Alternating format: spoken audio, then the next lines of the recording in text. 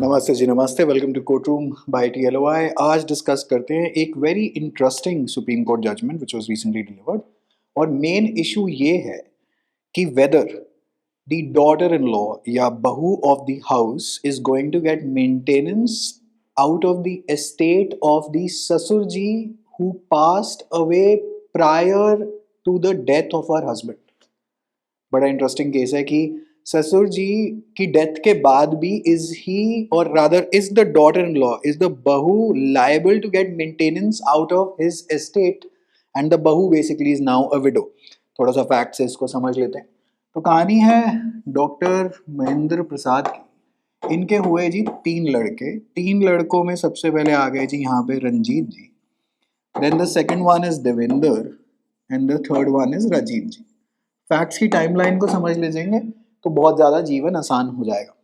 Doctor Mahendra Prasad executes will जिसके अंदर executor यहाँ पे देवेंद्र जी की पत्नी का नाम है कंचन राय और यहाँ पे इनकी जो धर्म पत्नी है उनका नाम है गीता जी। ये executes a will in 2011, registered will है और उसके अंदर इन्होंने अपना सारा एस्टेट यहाँ पे 2 ग्रैंडसन्स हैं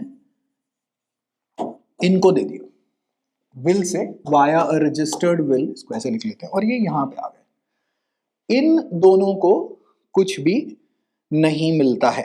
नाउ हुआ क्या कि डॉक्टर महेंद्र प्रसाद एक्सपायर्ड और पास्ड अवे इन 2021 कोविड वाले दौर के अंदर and Ranjit passes sometime in 2023।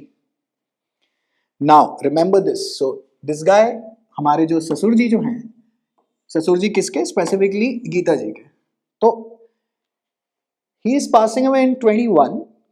So at the time of his death she is not a window.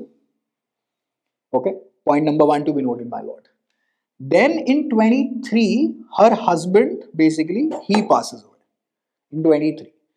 Now 2021 में ही भाई सारा एस्टेट वगैरह सब कुछ तो यहाँ पे डिवॉल्व हो गया क्योंकि भाई टेस्टामेंट्री सक्सेशन है, राइट, वाया विल, सारा सामान तो यहाँ पर आ गया। Her case is that I am liable to be maintained out of his estate, right. बहुत बहुत इंटरेस्टिंग, एक बहुत ही प्रोमिनेंट लीगल क्वेश्चन है, extremely important for judiciary mains examinations of pretty much all states, right? So you need to be basically keeping a pace with this judgment.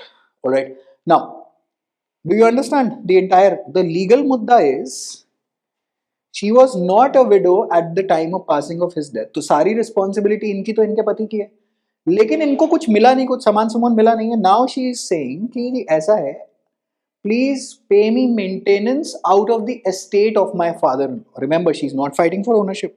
She has not challenged the will. She has not done anything of that sort. She is saying कि भाई मेरे को my father-in-law, and the law says the father-in-law is going to maintain his widowed daughter-in-law. अब now we'll have to look at the law. But before we go there, नीचे के courts ने क्या करा है? The family court said, well, this is not maintainable. This maintenance application that you have put in is not maintainable। ठीक है जी, अच्छा not maintainable कर लेते हैं, चलिए not maintaining शॉर्ट फॉर्म कर लेते हैं, नो वरीज। हाई कोर्ट से कहता है कि जी इट इज मेंटेनेबल और सुप्रीम कोर्ट के अंदर अभी हमारा डिसीजन इस बेसिस पे इसके ऊपर आ जाएगा। Okay, give me 1 second. अरे अरे मैं वीडियो बना रहा हूं भाई, क्या कर रहे हो, मत इतने शोर नहीं कर सकते हैं।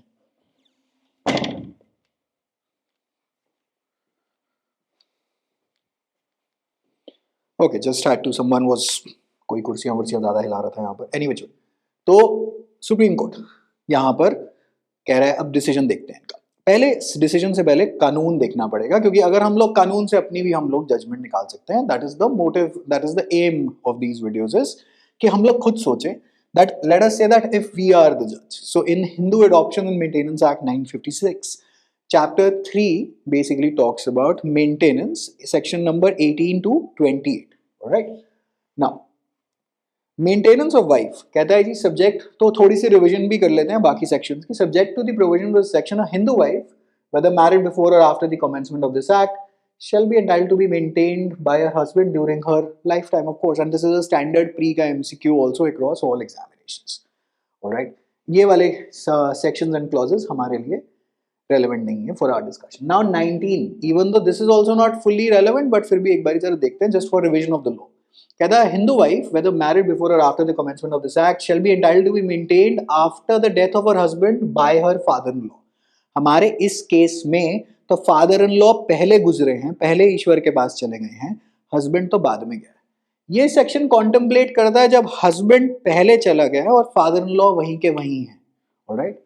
और फिर कह रहे हैं provided that she is unable to maintain herself out of her own earnings और other property where she has no property of her own is unable to obtain maintenance etcetera, तब basically father in law is going to be is fully liable to maintain her, alright.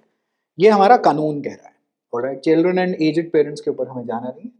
अब हमें देखते हैं dependence, तो हमें dependent भी देखने पड़ेंगे भाई, कौन कौन किस किस को, अब कौन कौन आपके ऊपर dependent. For the purposes of this chapter dependent means the following relatives of the deceased, and then we come to the relevant clause। कहता है ऊपर जरा सेक्शन एक बारी सेंटेंस पढ़ के आते हैं and then we connect it down। Subject to the provisions of this section, अच्छा, for the purpose of this chapter dependent mean the following relatives of the deceased, right? Deceased इस case में हमारे ससुर है ना जी। Any widow of his son, remember the key word is क्या है जी? Any widow of his son, understood. यहां पे प्री डिसीज्ड सन नहीं है, एनी विडो ऑफ हिज सन। अब सन चाहे बाद में गुजरा हो पहले गुजरा हो कोई फर्क नहीं है भैया, ऑलराइट। अब 22 कहता है maintenance of dependants. Subject to the provisions of the subsection 2 the heirs of a deceased Hindus are bound to maintain the dependence of the deceased out of the estate inherited by them from the deceased, okay। Where a dependent has not obtained by a testamentary or interstate succession any share in the estate of a Hindu dying after the commencement of this act, the dependent shall be entitled, subject to the provisions of this act, to maintenance from those who take the estate. Now let us connect. To maintenance from those who take the estate. Who took the estate? Kanchan and her basically 2 sons, right? Devendra जी का आज के status में I believe that he is alive and one of the other sons, I know Devender also has passed away but the judgment does not say which date is basically, and Rajiv ji is there and God only knows basically what is happening with this case क्योंकि status basically इनका कोई updated नहीं है judgment के अंदर। And then there is this lady called Uma Devi who is also opposing the maintenance to be granted to Geeta ji based on कि भाई मैं एक live in relationship में थी with Dr. Mahendra Prasad for over 40 odd years and ये maintenance अब कैसे claim कर सकती है। So the legal issue, Kanchan ji ये कह रही हैं that she was not a widow at the time when he passed away, so how can she claim maintenance? She has to rely on her husband who passed away 2 years later than his father, understood. And इनका ये argument है that any widow of a सन, तो legal issue ये बन गया कि जी ससुर जी के जाने के बाद भी क्या मेंटेनेंस में क्लेम कर सकते हो? अब याद रखिएगा सेक्शन क्या कह रहा है, एस्टेट जिनके पास आया उनसे मेंटेनेंस। अब इस केस में लेट अस से there is a landed property, कोई प्लॉट है या बेसिकली कोई रेंटल प्रॉपर्टी है, तो फिर रेंट में से फिर मेंटेनेंस इनको प्रोवाइड करनी पड़ेगी। हाउएवर वो मामला है वो फैमिली कोर्ट डिसाइड करेगा, वो supreme court of course is not going to decide it. उस मुद्दे पे आप फिर अपील लगाते अगर आप कभी ऊपर पहुंचे वापस तो ऊपर पहुंच जाइएगा। तो सुप्रीम कोर्ट ने अब इसके अंदर जो फैसला जो सुनाया है वो ये कहा उन्होंने कि अगर आप इस सेक्शन को ध्यान से पढ़ेंगे ना जी, आप इसको 22 को और साथ में ये जो डिपेंडेंट्स, ये जो आपकी जो dependent any widow of his son को पढ़ेंगे तो I can not read into the section that there is a predeceased son. Then secondly they said अगर मैंने ऐसी कोई आर्बिट्री डिस्टिंक्शन यहाँ लगा दी, क्योंकि देखिए 19 के अंदर तो the section is primarily talking when the father in law is alive, but 22 के अंदर जो है this is the section which gets activated even when he is not alive, right. और डिपेंडेंट्स के अंदर बड़ी क्लियरली ये डिफाइन कर दिया गया है एनी विडो ऑफ हिज सन। बोला तो था नहीं कि प्री डिसीज सन या आफ्टर डिसीज सन, ऐसा तो कुछ भी नहीं कहा। Any widow of his son, whether Ranjit was his son, great, widow है, great. And then the section is saying The dependent shall be entitled. So she fits into the definition of the dependent. The word that is being used here, subject to the provision of the act to maintenance from those who take the estate. अब इसके ऊपर एक ये सवाल उठता है कि भाई वो तो विल से पैसा सब देगा है ना, उनको पैसा देगा, सब कुछ देगा। अब तो वो कह रही मैं तो वो चैलेंज ही नहीं कर रही थी। लड़कों और उनके बाप में क्या रिश्ता था क्या नहीं कि वो बाकी दो बच्चों को नहीं देके गए और केवल यहाँ पर केवल देवेंद्र जी की फैमिली पे मेहरबान हुए। God only knows what is happening here, right. अब ऑफ कोर्स हर फैमिली की अपनी स्टोरी है और मोस्टली हर घर की सेम ही कहानी होती है। ये कोई इनके घर की कोई स्पेसिफिक कहानी नहीं है, मोस्टली हर घर की सेम ही कहानी। वो कह रही मैं तो कहने की चैलेंज नहीं कर रही, आप मुझे मेंटेनेंस दिलवाइए इनसे, वो कह रही। और फैमिली कोर्ट कह रही अरे मेंटेनेंस की एप्लीकेशन तो मेंटेनेबल ही नहीं है। क्यों? क्योंकि ये तो केस शुरुआत होते ही जी खत्म हो रहा है। फैमिली कोर्ट की जजमेंट है कि आप ये तो एप्लीकेशन लगा ही नहीं सकते, क्योंकि जब वो गुजरे थे उस दिन पे आप विडो नहीं थी, तो आप अपने पति से जो भी आपको सामान मिला आप उसमें खुश रहिए। उन्होंने केस सुनने से मना ही कर दिया फैमिली कोर्ट में। आई थिंक साकेत का कोर्ट है।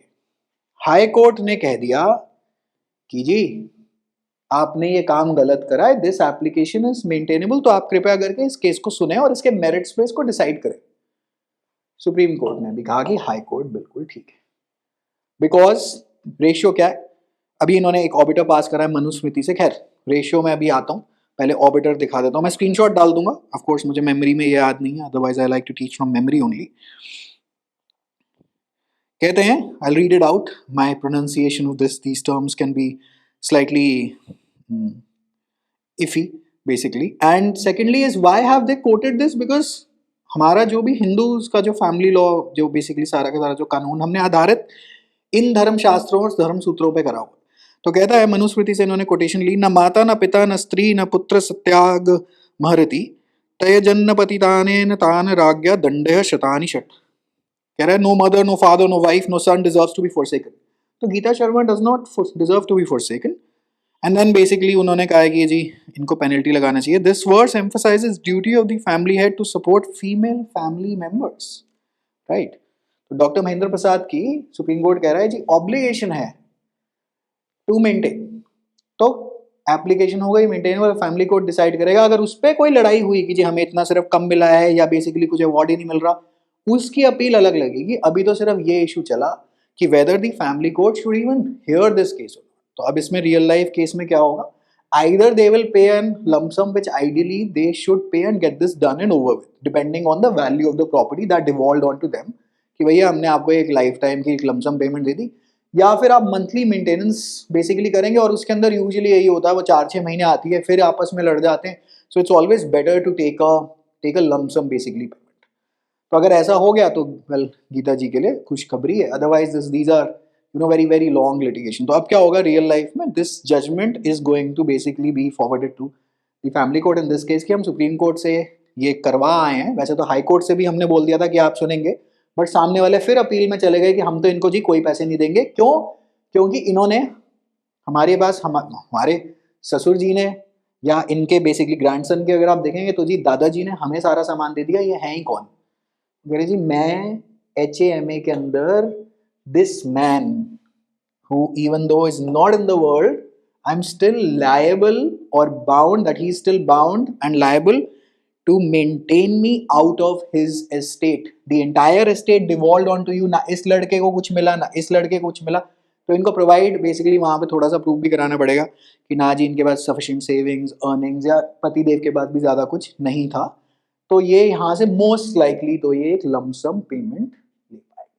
That's why blood relations and logical reasoning and logical deduction is so important if you want to basically, learn law, that is. ठीक है जी? Hopefully the case is pretty much clear. Such cases are extremely important for both lawyers and judicial services aspirants alike. And even for a layman you need to be, मतलब अगर आपको interest है family law matters में, तो ये judgments basically they are very very interesting and important to read.